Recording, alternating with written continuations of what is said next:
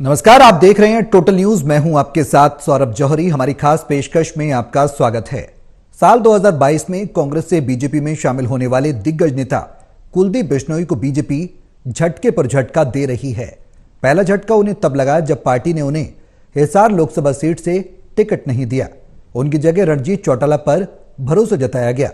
वहीं कुलदीप बिश्नोई को दूसरा झटका पार्टी ने लोकसभा चुनाव में स्टार प्रचारकों की सूची से भी हटाकर दिया। हालांकि राजस्थान विधानसभा चुनाव में कुलदीप बिश्नोई को तवज्जो देते हुए सह प्रभारी जरूर बनाया गया। वहीं हिसार से ताल्लुक रखने वाली जिंदल फैमिली पर बीजेपी का भरोसा बढ़ गया है। पहले नवीन जिंदल को कुरुक्षेत्र लोकसभा सीट का टिकट दिया गया और अब नवीन जिंदल की मां सावित्री जिंदल ने भी बीजेपी का दामन थाम लिया।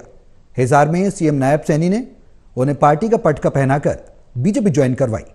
ऐसे में सवाल यह कि कुलदीप बिश्नोई, जिनकी हिसार में अच्छी पकड़ कही जाती है, उन्हें दरकिनार करना और चौटाला और जिंदल फैमिली को ज्यादा तवज्जो देना पार्टी की किस रणनीति का हिस्सा है?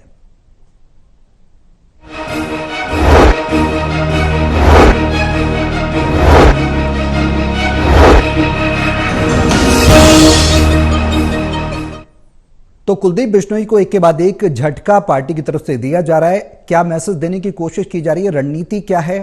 आखिर लोकसभा चुनाव को लेकर जो नाप तोल और फूक फूक कर कदम शीर्ष नेतृत्व रख रहा है, क्या वो सफल साबित होगी?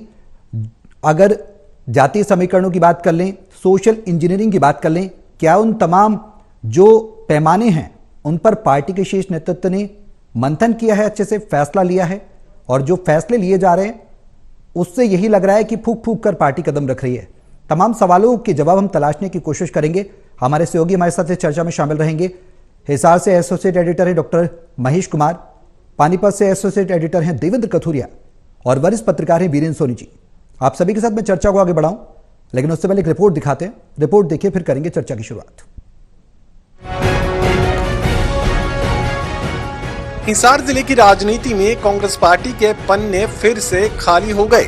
आदमपुर उपचुनाव से पहले कुलदीप बिश्नोई परिवार कांग्रेस पार्टी को अलविदा कहकर कमल खिलाने चल चुका था, तो अब हिसार से सावित्री जिंदल भी भाजपाई हो गई। वैसे तो ये औपचारिकता भर था, क्योंकि नवीन जिंदल को बीजेपी में शामिल करा पार्टी पहले ही कुरुक्षेत्र से उन्हें अपना उम्मीदवार बना चुकी थी। लेकिन गुरुवार के दिन नवीन जिंदल की माता और पूर्व मंत्री सावित्री जिंदल अपनी बेटी सीमा जिंदल के साथ बीजेपी के मंच पर नजर आई। हिसार में सावित्री जिंदल अकेले बीजेपी में नहीं गई, बल्कि कांग्रेस पार्टी के कई स्थानीय नेताओं को भी वो बीजेपी में साथ ही ले गई। धन्यवादी और आभारी हूँ कि आपने मेरे परिवार पर विश्वास जताया। हम आपको विश्वास दिलाते हैं कि हम आपकी उम्मीदों पर खरा उतरेंगे। मैं बीजेपी के प्रत्येक पदाधिकारी कार्यकर्ता का आभार व्यक्त करती हूँ कि आपने पूरे सम्मान के साथ हमें मोदी परिवार का सदस्य बनाया। संत की तरह जीवन जीने वाले आदरणीय मनोहर लाल जी ने पूरे हरियाणा में विकास की गंगा बहाई। हिसार जिले की 7 विधानसभा सीटों पर कमल खिलाने का मकसद लिए बीजेपी जिंदल परिवार को अब अपनी पहली प्राथमिकता पर ले सकती है। ऐसे में चौधरी रणजीत चौटाला को हिसार लोकसभा से बीजेपी का टिकट थमाए जाने से बेचैन कुलदीप बिश्नोई परिवार को अब अपनी बेचैनी शायद खुद ही दूर करनी होगी, क्योंकि जिस कुलदीप बिश्नोई को चुनाव सह प्रभारी बनाकर बीजेपी ने राजस्थान के बिश्नोई वोटर्स को साधने की कोशिश की थी, उसी कुलदीप बिश्नोई को अब राजस्थान के स्टार प्रचारकों की फहरिस्त में बीजेपी ने शामिल ही नहीं किया। जिन्होंने ज्वाइन किया है,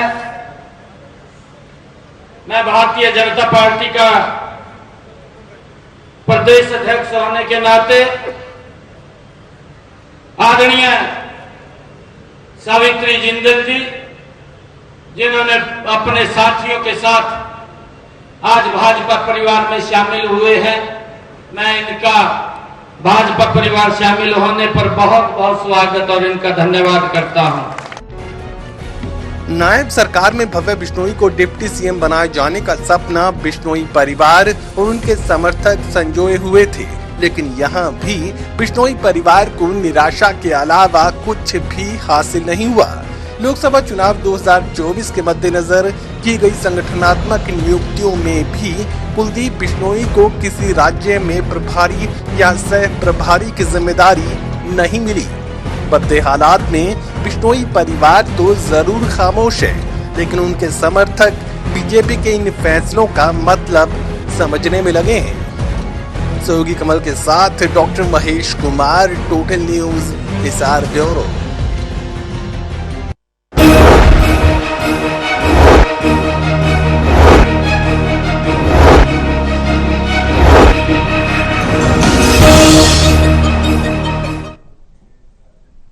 तो कुलदीप बिश्नोई को झटके पर झटका आखिर क्यों लग रहा है? क्या वजह है? रणनीति का क्या हिस्सा है?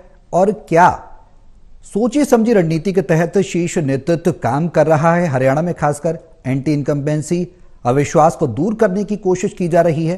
तमाम ऐसे पहलू हैं जिन पर पूरी तरह से मंथन किया गया है। महेश, हिसार लोकसभा सीट से कुलदीप बिश्नोई को साइडलाइन कर देना, उसके बाद लोकसभा चुनाव में स्टार प्रचारकों की सूची से साइडलाइन कर देना, दरकिनार कर देना, आखिर क्यों?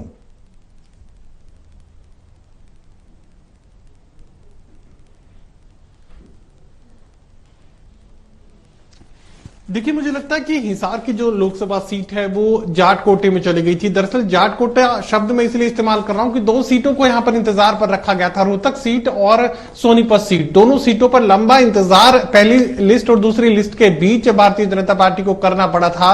हुड्डा परिवार के सामने रोहतक में किसे खड़ा किया जाए और सोनीपत सीट पर किसी जाट नेता का जो चेहरा है वो भारतीय जनता पार्टी तय नहीं कर पाई थी। किसी मजबूत चेहरे की तलाश दोनों ही सीटों पर, रोहतक और सोनीपत सीट पर भारतीय जनता पार्टी को थी और दोनों ही जगह पर निराशा का सामना यहां पर भारतीय जनता पार्टी को करना पड़ा। जिताऊ चेहरा भारतीय जनता पार्टी को जाट चेहरा दोनों सीटों पर नहीं मिला और यही वजह की हिसार सीट, और हिसार सीट जाट कोटे में इसलिए जा रही थी क्योंकि दो सीटों पर 10 में से 2 लोकसभा सीटों पर जाट उम्मीदवारों को उतारे जाने का फैसला है, रणनीतिक फैसला है, पार्टी पहले से ले चुकी थी। एक सीट भिवानी पहली फेरिस्त में धर्मवीर सिंह को इस टिकट दे दी गई थी, लेकिन दूसरा जो लोकसभा क्षेत्र कौन सा हो जहां पर जाट को टिकट दिया जाए, इंतजार जो है बेमानी साबित हुआ सोनीपत सीट के लिए, रोहतक सीट के लिए, तो आखिरकार जाट कोटे में हिसार टिकट को डाल दिया गया। सबसे ऊपर नाम यहां पर कैप्टन अभिमन्यु का था, लेकिन मुख्यमंत्री की पहली पसंद में यहां पर चौधरी रणजीत सिंह चौटाला शामिल हुए और पूर्व मुख्यमंत्री यहां पर मनोहर लाल की पसंद ने काम किया और मनोहर लाल की पहली पसंद के रूप में चौधरी रणजीत सिंह चौटाला का नाम जो है मनोहर लाल की तरफ से सबसे ऊपर कर दिया गया और यही वजह है कि यहां पर गैर जाट कोटे से हिसार सीट निकलकर जाट कोटे में चली गई और जाट कोटे में रणजीत सिंह चौटाला के पास चली गई। अब कुलदीप बिश्नोई परिवार इस सीट पर अपना पहला हक मानता था और कांग्रेस पार्टी में अगर वो बने रहते तो पहला हक उस परिवार का था भी। वो खुद ये तय किया करते कि वो कुलदीप बिश्नोई खुद चुनाव लड़ेंगे या उनके बेटे को टिकट सौंपनी है, तो बेटा या बाप ये निर्णय भी कांग्रेस पार्टी खुद कुलदीप बिश्नोई पर छोड़ा करती थी। लेकिन यहां पर भारतीय जनता पार्टी में परिस्थितियां अलग नजर आई। बार बार कोशिश करने के बावजूद भी कुलदीप बिश्नोई टिकट तक नहीं पहुंच पाए और उनके जो साथी थे यानी भारतीय जनता पार्टी में जो दूसरे कुलदीप बिश्नोई समर्थक लोग थे वो ये कोशिश लगातार करते रहे कि अगर टिकट ना भी मिले तो कम से कम भव्य बिश्नोई को नायब सरकार के अंदर डेप्यूटी सीएम की कुर्सी दे दी जाए और डेप्यूटी सीएम नहीं भी बनाए तो कम से कम कैबिनेट मंत्री के रूप में जो है शपथ यहां पर भव्य बिश्नोई को, जो कि आदमपुर से बाई इलेक्शन जीतकर एक बार फिर से जो है विधायक बने हैं, तो उन्हें कम से कम जो है कैबिनेट में जगह जरूर मिले और कैबिनेट की जगह पर भी समझौता करने के लिए बिश्नोई परिवार तैयार था। राज्य मंत्री ही अगर भव्य बिश्नोई को बना दिया जाता तो भी बिश्नोई परिवार और उनके समर्थक संतुष्टि जाहिर करते, लेकिन यहां पर एक के बाद एक निराशा झेलनी पड़ रही है। ना तो डेप्यूटी सीएम बनाया गया, ना ही कैबिनेट में जगह भव्य बिश्नोई को मिल पाई, ना ही राज्य मंत्री के रूप में भव्य बिश्नोई को शपथ दिलवाई गई और उसके बाद जो राजस्थान के वोटर्स थे जहां पर बिश्नोइयों की एक बड़ी आबादी है और बिश्नोइयों की सब बड़ी आबादी के वोट हासिल करने के लिए यहां पर जो है सह प्रभारी की जिम्मेदारी भारतीय जनता पार्टी की तरफ से चुनावी अग्नि परीक्षा के वक्त कुलदीप बिश्नोई को दी गई थी, लेकिन उन्हीं बिश्नोई वोटर्स को लोकसभा चुनाव में साधने के लिए अब कुलदीप बिश्नोई की जरूरत यहां पर भारतीय जनता पार्टी ने महसूस नहीं की और जो स्टार प्रचारकों की सूची तैयार की गई राजस्थान चुनावों को लेकर उसमें कुलदीप बिश्नोई को उस फेरिस्त से बाहर रखा गया। अब प्रभारी और सह प्रभारी नियुक्त किए गए हैं राष्ट्रीय अध्यक्ष जेपी नड्डा की तरफ से अलग अलग राज्यों के उन प्रभारी और सह प्रभारियों की लिस्ट में भी कुलदीप बिश्नोई का नाम कहीं नहीं है। यानी ना तो प्रदेश की राजनीति में किसी तरह की भूमिका कुलदीप बिश्नोई को बड़ी भूमिका मिल पा रही है और ना ही राष्ट्रीय राजनीति में किसी भी तरह का स्थान भारतीय जनता पार्टी में मिल पा रहा है। अब हिसार का जिक्र करें तो सिरसा से कैंडिडेट लाकर यहां पर जो है जाट उम्मीदवार को उतार दिया गया, रणजीत सिंह चौटाला उम्मीदवार बना दिए गए। आज कार्यालय का जो उद्घाटन है वो मुख्यमंत्री नायब सैनी और पूर्व मुख्यमंत्री मनोहर लाल की तरफ से कर दिया गया है। तो यकीनन सिरसा से इंपोर्ट कर यहां पर टिकट सौंप दी गई। उसके बाद हिसार जिले की राजनीति का अगर बात करें तो बड़ा जिला है, 7 विधानसभा क्षेत्र और यहां पर अब जिंदल परिवार की एंट्री भी भारतीय जनता पार्टी में हो चुकी है। तो ऐसे में अब कुलदीप बिश्नोई परिवार के और ज्यादा हाशिए पर जाने की जो संभावनाएं हैं वो बढ़ती नजर आएंगी। जो प्रतीकात्मक जो परिस्थितियां इस वक्त नजर आ रही हैं जिंदल परिवार की भारतीय जनता पार्टी में एंट्री होने के साथ ही अब हिसार में और ज्यादा विपरीत परिस्थितियों का सामना बिश्नोई परिवार को भारतीय जनता पार्टी में करना पड़ सकता है। देवेंद्र, जो रणनीति के तहत काम कर रही है पार्टी, कुलदीप बिश्नोई भव्य बिश्नोई को साइडलाइन करना और उसके बाद रणजीत चौटाला को जिंदल परिवार से नजदीकियां बनाना, क्या मैसेज है, क्या रणनीति है? देखिए सौरभ, बीजेपी एक तीर से कई निशाने साध रही है। अभी तो लोकसभा के चुनाव है। देखिए जिंदल परिवार बहुत प्रभावशाली परिवार है हिसार में, क्योंकि उनकी जड़ें हिसार में। हालांकि चुनाव ओम प्रकाश जिंदल ने 1996 में हरियाणा विकास पार्टी से लड़ा था, कुरुक्षेत्र में जीते थे। उसके बाद कांग्रेस राज में 2004 में 2009 में नवीन जिंदल कांग्रेस से सांसद बने थे। सावित्री जिंदल कांग्रेस राज में मंत्री बनी थी। देखिए मैं ये मानता हूं जिंदल परिवार को तवज्जो देना शायद आगे विधानसभा चुनाव में भी मतलब पासे सीधे पड़ने की एक रणनीति के तहत काम किया जा रहा है। कांग्रेस राज में नवीन जिंदल 2 बार सांसद थे, उनकी माता मंत्री थी भूपेंद्र हुड्डा सरकार में। मेरे को लगता है उनका फिर से पुनर्वास हो रहा है, क्योंकि जब से बीजेपी की सरकार आई है 9.5-10 साल हो गए हैं, एक परिवार राजनीति से दूर हो गया था। जिस तरीके से नवीन जिंदल को, हालांकि नवीन जिंदल इन दिनों में जो मेरे सूत्र बता रहे हैं, आजकल विदेश में वो पावर प्लांट्स नाइजीरिया में, अफ्रीकन कंट्रीज में अपने व्यापार को बढ़ावा दे रहे थे। राजनीति में रुचि नहीं थी उनकी। उनके एक मेरे व्यक्ति से बात हुई, उनका कहना है कि वो नाइजीरिया में आजकल पावर प्लांट्स लगा रहे हैं अफ्रीकन कंट्रीज में जहां बिजली की कमी होती है। लेकिन अचानक उनका राजनीति में आना, बीजेपी की टिकट पे फिर उसी कुरुक्षेत्र में आकर चुनाव लड़ना, जहां वो 2 बार सांसद रहे कांग्रेस से और हरियाणा विकास पार्टी से उनके पिता रहे हैं, उनकी मां कांग्रेस में मंत्री थी। अब मेरे को लगता है उनका पुनर्वास हो रहा है। जो पोजीशन, जो असर, जो प्रभाव कांग्रेस में था, अब मेरे को लगता है कि सावित्री जिंदल ने जिस तरीके से ज्वाइन किया है, वो विधानसभा चुनाव भी लड़ेगी और लड़ी और जीती तो मंत्री भी बनेगी। इधर नवीन जिंदल सांसद चुनाव लड़ रहे हैं। मैं ये कहने में बिल्कुल संकोच नहीं करता सौरभ, कुलदीप बिश्नोई मेरे को लगता है बहुत बार, बहुत सालों से इमैच्योर पॉलिटिक्स कर रहे हैं। हर बार जब कांग्रेस सरकार 2005 में आई थी, 10 साल बाद, बंसीलाल के बाद, चौटाला के बाद, तब जब चौधरी भजनलाल की जगह भूपेंद्र हुड्डा को हाईकमान ने मुख्यमंत्री बनाया था, तब से ही कुलदीप बिश्नोई के कांग्रेस को लेकर बागी तेवर थे। 2006-7 में उन्होंने अपनी जनहित कांग्रेस पार्टी अलग से बना ली थी। उसके बाद 8-9 साल पार्टी चलाई, फिर पार्टी का विलय कर दिया कांग्रेस में। और कांग्रेस में जिन हालात में उन्होंने, जब राज्यसभा की वोटिंग हुई थी, किस तरीके से उन्होंने कांग्रेस को नुकसान पहुंचाया, बीजेपी में आए और अब बीजेपी में आकर देखिए अब उनके साथ क्या हो रहा है। तो मैं इसके लिए कुलदीप बिश्नोई की जो इमैच्योर पॉलिटिक्स है उसको भी जिम्मेदार मानता हूं। उनके लिए लॉयल्टी होनी चाहिए, जिस पार्टी में है उसके प्रति लॉयल्टी, स्टैंड और दूरदर्शिता होनी चाहिए। इनके बड़े भाई चंद्रमोहन है जो डिप्टी सीएम बने थे भूपेंद्र हुड्डा सरकार में, लेकिन चौधरी भजनलाल जितने चतुर राजनीतिक थे, सबको साथ लेकर चलने वाले थे। 5 बार में करीब 11 साल तक हरियाणा के मुख्यमंत्री रहे, केंद्र में कृषि मंत्री बने थे। लेकिन दोनों ही भाई मेरे को लगता है चंद्रमोहन और कुलदीप बिश्नोई पिता की विरासत को नहीं संभाल सके और आज उनको ये दिन देखने पड़े हैं। ये इसकी जिम्मेदारी मैं समझता हूं उन पे अब खुद भी है। बिल्कुल वीरेंद्र जी, जो प्रयोग हो रहे हैं, जो एक के बाद एक स्टेप चले जा रहे हैं, पॉलिटिकल स्टेप जो हम प्रदेश की राजनीति में देख रहे हैं, नवीन जिंदल के बाद सावित्री जिंदल का कांग्रेस छोड़कर बीजेपी में आना और तमाम कांग्रेस में जो कार्यरत कार्यकर्ता थे, जो अच्छे पदों पर थे, उनको भी बीजेपी में शामिल कराना, जाहिर सी बात है एक मैसेज जरूर दे रहा है कि बीजेपी को आने वाले लोकसभा चुनाव में मजबूती देगा, पहला। और दूसरा ये कि कुलदीप बिश्नोई की जगह कोई जगह नहीं है, अब ऐसा साइडलाइन करके एक इशारा देने की कोशिश की जा रही है। या ये कहा जा रहा है कि और बड़ी कोई जिम्मेदारी पार्टी दे सकती है? अभी तक तो फिलहाल कोई तस्वीर साफ भी नहीं है, क्या लग रहा है? देखिए, जो पहली बात यह है कि सवित्री जिंदल और नवीन जिंदल पिछले 10 वर्ष से कांग्रेस की राजनीति में भी सक्रिय नहीं थे। हाँ, सवित्री जिंदल अग्रोहा मेडिकल कॉलेज की जो चेयरपर्सन थी, अभी कुछ समय पहले उन्होंने अखबारों में विज्ञापन भी दिए थे जिसमें मुख्यमंत्री मनोहर लाल जी और स्वास्थ्य मंत्री अनिल विज का आभार व्यक्त किया था। तो तब से ये संभावना लग रही थी कि भारतीय जनता पार्टी से उनकी नजदीकियां बढ़ रही हैं। हालांकि तब उन्होंने इस बात का खंडन कर दिया था। तो उनके अब कांग्रेस को अलविदा कहा है। देखिए, उसमें चाहे नवीन जिंदल जी का आप ट्वीट देख लीजिए, चाहे आज सवित्री जिंदल का देख लीजिएगा, नवीन जिंदल ने गांधी परिवार का कोई जिक्र नहीं किया। उन्होंने मनमोहन सिंह जी का तो उल्लेख किया है कि उनका आभार व्यक्त करता हूं, और सवित्री जिंदल ने भी गांधी परिवार का उल्लेख नहीं किया। तो ये एक सोची समझी रणनीति का हिस्सा है, और अब वो भारतीय जनता पार्टी में अपनी भागीदारी सक्रियता बढ़ाएंगी। उनकी बेटी भी शामिल हुई है, तो भारतीय जनता पार्टी में जो उनके समर्थक शामिल हुए हैं, निश्चित रूप से उनके बड़े महत्वाकांक्षाएं भी रहेंगी। अब नवीन जिंदल का चुनाव लड़ना भारतीय जनता पार्टी के लिए कितना लाभप्रद है? भारतीय जनता पार्टी के सर्वे में तो कुरुक्षेत्र में उनका मजबूत माना गया था, तो इसलिए पार्टी प्रयास कर रही थी। 2019 में भी प्रयास किए गए थे, तब वो प्रयास सिरे नहीं चढ़े थे। जहां तक दूसरा अपना कुलदीप बिश्नोई का संबंध है, देखिए, जो ये प्रयोग होते हैं अकेले कुलदीप बिश्नोई के साथ नहीं हुए। मनोहर लाल जी गुरुग्राम रैली से पहले मुख्यमंत्री थे, उनको भी कल्पना नहीं थी कि उनका मुख्यमंत्री पद जा रहा है, अचानक ही हो गया। संजय भाटिया, जिनकी देश में सबसे ज्यादा दूसरे नंबर की जीत थी, उनकी टिकट कट गई, कैप्टन अभिमन्यु की टिकट कर गई।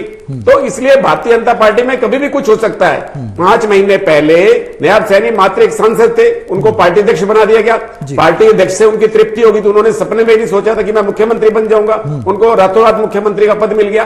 तो भारतीय जनता पार्टी में कभी भी कुछ हो सकता है। कुलदीप बिश्नोई की स्थिति इस समय यह है कि उनकी ज्यादा महत्वाकांक्षा हो सकती है, लेकिन वास्तविक परीक्षा उस समय होगी जब हरियाणा के स्टार प्रचारकों की सूची आएगी। तो उसमें देखने वाली बात होगी कुलदीप बिश्नोई का नाम आता है या नहीं आता। देखिए, अब तो राजस्थान में लोकसभा के चुनाव है, उस समय तो विधानसभा के चुनाव थे, इसलिए सह प्रभारी का दायित्व दिया गया था। अब हरियाणा की बात है कि हरियाणा के अंदर उनका उपयोग किया जाता है या नहीं किया जाता। अगर हरियाणा में उनको स्टार प्रचारक नहीं बनाया जाता तो ये उनके लिए आघात होगा। और देखिए, हालांकि जहां तक भव्य बिश्नोई की बात है, भव्य बिश्नोई को मंत्री पद अभी देना संभव इसलिए भी नहीं था कि संजय सिंह को छोड़कर जितने भी राज्य मंत्री बनाए गए हैं वो दूसरी बार जीते हुए हैं, वो सेकंड टाइम एमएलए हैं। और इस तरह, हालांकि भव्य बिश्नोई को यूथ विंग युवा मोर्चा का अध्यक्ष बनाने की भी बात थी, उनको भी अध्यक्ष उस समय नहीं बनाया गया। तो इसलिए कुलदीप बिश्नोई को अब जो धैर्य का परिचय देना चाहिए। हालांकि जो उनका ट्वीट आया है उससे उनके कोई महत्व उससे बढ़ा नहीं है, उससे पार्टी संगठन में उनकी प्रतिष्ठा को ठेस ही पहुंची है। अगर कुलदीप बिश्नोई धैर्य देंगे, धैर्य का साथ देंगे, तो निश्चित रूप से पार्टी में उनका मान सम्मान बढ़ेगा और पार्टी उनकी सेवाओं का उपयोग करने में सक्षम होगी। बिल्कुल। वीरेंद्र जी, बेहद अहम सवाल यह है कि कुलदीप बिश्नोई और भव्य बिश्नोई की नाराजगी जब टिकट काटा गया था पार्टी की तरफ से तो भी देखने को मिली थी, और जब उन्हें लोकसभा चुनाव को लेकर स्टार प्रचारकों की सूची में शामिल नहीं किया गया तो भी देखने को मिली। अब सवाल यह है कि 10 की 10 सीटों की वो बात कर रहे हैं कि प्रधानमंत्री की झोली में डालेंगे, बीजेपी की झोली में डाली जाएंगी हरियाणा की लोकसभा की 10 की 10 सीटें। क्या जोश भी उतना ही रहेगा जितना टिकट मिलता तब रहता? देखिए, टिकट मिलने के बाद स्वाभाविक रूप से जो दूसरा होता है वो हिसार के अलावा करनाल से भी अपनी दावेदारी जता रहे थे अप्रोक्ष रूप से। लेकिन देखिए, करनाल की स्थिति अलग थी, तो इसलिए ये जरूरी नहीं है कि लोकसभा चुनाव ही, चुनावी राजनीति ही जो है सफलता का मापदंड है। अब इसके लिए देखिए एक स्थिति अलग बनी हुई है। अब कुलदीप बिश्नोई को पार्टी क्या, देखिए पार्टी उनका कैसे उपयोग करती है, वो कितना चुनाव प्रचार करते हैं। देखिए, एक बात तो स्पष्ट है कि कुलदीप बिश्नोई कहां पूरे हरियाणा की राजनीति करते थे और कहां अब सिर्फ आदमपुर तक सीमित हो गए। कहां उनके पिता मुख्यमंत्री थे, हरियाणा में पूरे हरियाणा में उनका दबदबा था, अब वो नेताओं के पीछे भागते हैं। तो इसलिए स्थिति का समय समय के साथ बदलती रहती है। तो इसलिए कुलदीप बिश्नोई को जो धैर्य भी दिखाना चाहिए और उनके समर्थकों को भी। अब उनके समर्थक उतने नहीं है, उसका कारण है क्योंकि कुलदीप बिश्नोई अब तो सिर्फ अपने लिए लड़ाई लड़ रहे हैं, अपने समर्थकों के लिए लड़ाई कहां से लड़ेंगे। इसलिए कोई उनके साथ समर्थक खड़े होंगे वो इक्का दुक्का ही होंगे, बाकी तो उनके समर्थक जो है वो भारतीय जनता पार्टी के प्रति अपनी निष्ठा समर्पित कर चुके हैं। तो इसलिए कुलदीप बिश्नोई की लड़ाई अब सिर्फ अपने और अपने परिवार के लिए ही सीमित है, और उनका भविष्य तभी है जब वो भारतीय जनता पार्टी में धैर्य और सहनशीलता का परिचय देते हुए पार्टी को और मजबूत करें। बिल्कुल। देवेंद्र, धैर्य बेहद जरूरी है कुलदीप बिश्नोई के लिए, और कहीं ना कहीं उसका परिचय वो देते हुए भी नजर आए। उन्होंने तमाम तौर पर यह भी कहा कि 10 की 10 सीटें हम बीजेपी की झोली में डालेंगे, प्रधानमंत्री मोदी की झोली में ये सीटें डाली जाएंगी लोकसभा की जो हरियाणा की हैं। लेकिन अब सवाल यह है कि हिसार से रणजीत चौटाला को उतारा गया है। कितने प्रबल दावेदार हिसार से रणजीत चौटाला हो सकते हैं संभावित तौर पर, क्योंकि जब नाम सामने आया तो वाकई में हैरानी जरूर हुई सबको कि रणजीत चौटाला को टिकट दे दिया गया है। देखिए सौरभ, रणजीत चौटाला 2019 के विधानसभा चुनाव में कांग्रेस की टिकट मांग रहे थे, कांग्रेस में थे वो, लेकिन टिकट नहीं मिली, निर्दलीय लड़े, जीत गए। उन्होंने परिणाम अभी पूरे नहीं आए थे, उन्होंने मनोहर लाल को फोन करके अपना समर्थन देने की बात कही। मनोहर लाल को एक बहुत अच्छा मुख्यमंत्री, अच्छा इंसान बताया, कसीदे पढ़ते रहे उनके लिए। और जब वो बिजली और जेल मंत्री थे, जब तक 5 साल, वो अभी 4.5 साल तक जो समय पड़ा है थोड़ा सा, उन्होंने हमेशा मुख्यमंत्री की तारीफ की और अपनी इच्छा भी जताते रहे कि मेरी इच्छा है मैं हिसार से लोकसभा का चुनाव लड़ूं। दरअसल बीजेपी ने इसलिए भी उनको दिया क्योंकि चौटाला परिवार में जैसे 2 पार्टियां हुई हैं, पार्टी का बंटवारा हुआ है, दोनों कमजोर हुए हैं उससे। सिरसा में पैर जमाना उतना आसान नहीं है बीजेपी के लिए। सिरसा से लगते हिसार में, हिसार एक बड़ा जिला है, राजनीति का केंद्र है, जैसे रोहतक है, जैसे चंडीगढ़ है। चंडीगढ़ में दूसरी तरह की राजनीति, लेकिन रोहतक में ठेठ हरियाणवी राजनीति होती है, ऐसे ही हिसार में जाट बाहुल्य क्षेत्र है, बहुत इंपॉर्टेंट डिस्ट्रिक्ट है। दूसरा उसमें जैसे सिरसा में बीजेपी उतना अच्छा नहीं कर पा रही परफॉर्म, सिरसा से लगते हिसार में बीजेपी खुद को मजबूत करना चाहती है। सिरसा के रणजीत चौटाला को हिसार में लाकर, और हिसार में जो पहले से बहुत मजबूत है, जिनकी जड़ें बहुत मजबूत है, बड़ा औद्योगिक घराना है, नवीन जिंदल, उनको भी साथ जोड़ा है। तो शायद कुलदीप बिश्नोई मेरे को लगता है जिस तरीके अपने लिए कुछ खास नहीं कर पाए, शायद कहीं ना कहीं गलतियां थी, तो बीजेपी को उनसे उम्मीद कम रही होगी कि कभी जरूरत के टाइम ये हमारे काम आ सकते हैं। तो बिल्कुल ये झटके पे झटका है कुलदीप बिश्नोई के लिए।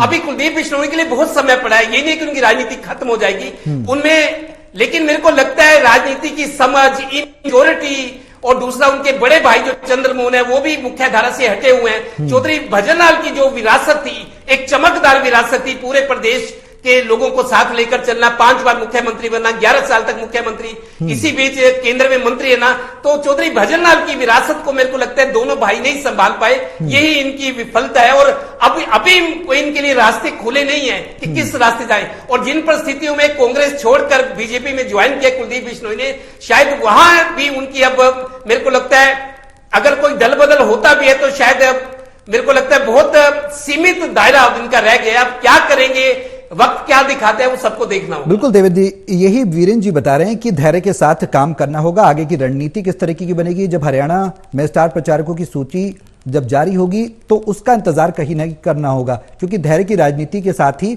अब कुछ फायदा निकलकर सामने कुलदीप बिश्नोई के लिए आ सकता है। अब महेश, लगातार विपक्ष आरोप लगा रहा है हरियाणा में कि 10 उम्मीदवारों को जो बीजेपी ने कैंडिडेट्स को उतारा है लोकसभा सीट के लिए, उसमें 6 लोकसभा के उम्मीदवार कांग्रेस बैकग्राउंड के हैं। क्या ये माना जाए? और जो आरोप बीजेपी के ऊपर लगाया जा रहा है कि बीजेपी जोड़ तोड़ की राजनीति कर रही है, हरियाणा में कोई उम्मीदवार नहीं है बीजेपी के पास, ये आरोप कैसे देख रहे हैं?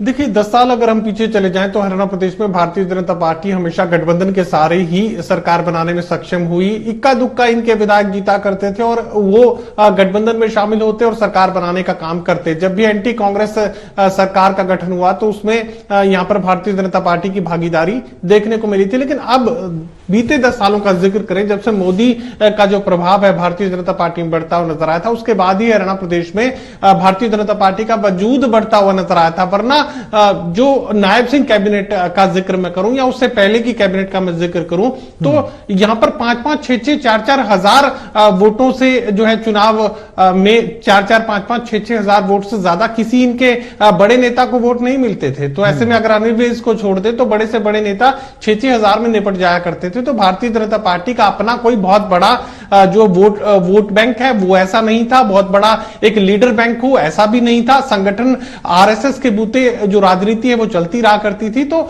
ऐसे में अब चूंकि मजबूत चेहरों के साथ भारतीय जनता पार्टी चलती है, मजबूत जिताऊ चेहरे का मैं यहां पर जिक्र करना चाहता हूं। सर्वे भारतीय जनता पार्टी करवाती है, देखती है कि उनके अपने यहां मौजूद चेहरे में सबसे मजबूत कौन है। अगर वो नहीं जीत सकते तो फिर कौन ऐसा शख्स है जो कि चुनावी अग्नि परीक्षा के पार निकल सकता है, उसका अपना वोट बैंक और भारतीय जनता पार्टी का वोट बैंक जोड़कर क्या वो जीत तक पहुंच सकता है। बस उसी के हाथ में टिकट थमाने का काम भारतीय जनता पार्टी करती है। फिर चाहे किसी भी तौर तरीके से उसे पार्टी में शामिल करवाया जाए, उसके बाद उसे टिकट थमा दी जाए और चुनाव जीतकर वो जो गिनती है मोदी के काम आए। तो इस तरह की रणनीति पर यहां पर भारतीय जनता पार्टी चल रही है। उन्हें कोई फर्क नहीं पड़ता कि वो जननायक जनता पार्टी से आया है और कांग्रेस से आया, किसी भी राजनीतिक दल से आया हो और किसी भी तरह की पृष्ठभूमि उसकी रही हो, अगर उम्मीदवार जीत सकता है तो भारतीय जनता पार्टी को उसकी जरूरत है। और ये इसी फार्मूले के साथ यहां पर तमाम उन चेहरों पर दाव भारतीय जनता पार्टी ने लोकसभा का खेल दिया है जो कि बीजेपी को लगा कि वो जीत सकते हैं। बिल्कुल। लास्ट कमेंट वीरेन जी मैं आपसे लेना चाहूंगा।